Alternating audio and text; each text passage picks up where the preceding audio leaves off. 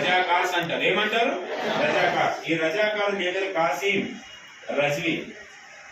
ఏ పేరు? మళ్ళీ చెప్పండి. హైదరాబాద్ చివరి నిజాం, హైదరాబాద్ లాస్ట్ దివాన్. ఒక హైదరాబాద్ లో ప్రధానమంత్రి పోస్ట్ ని దివాన్ అంటారు. ఏమంటారు?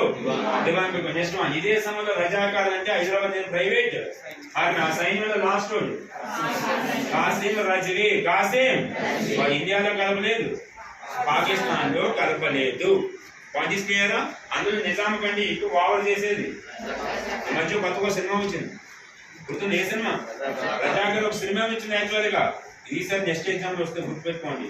రజాకర్ సినిమా డైరెక్టర్ ఈసారి నెక్స్ట్ మన గుర్తుందా? రీసెంట్ గా పలగం సినిమా మీద ఇచ్చాడు. పలగం సినిమాలో ఆ ముస్లోడు కొమరయ్య.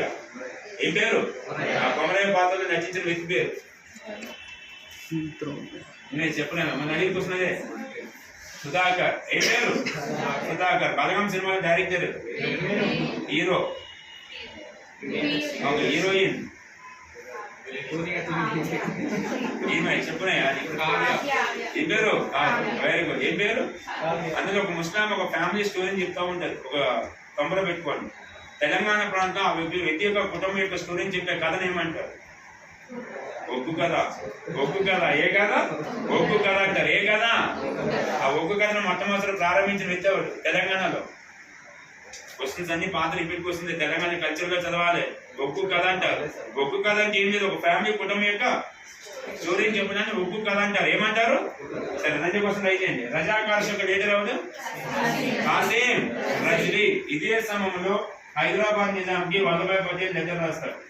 ఇదంతా ఒక చిన్న బుక్ ఏముంటుంది, లెటర్ మధ్య సందేశం.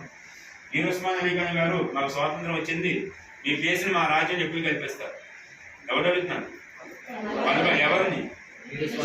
మీర్ ఉస్మాన్ అలీ ఖాన్ లెటర్ రాస్తాడు. కలిపేది ఏంది, నేను కలపడం ఏంది అంటాడు. తర్వాత మళ్ళీ లెటర్ రాస్తాడు. సరే, ఎప్పుడు కలుపుతావు? అది కలపడంటే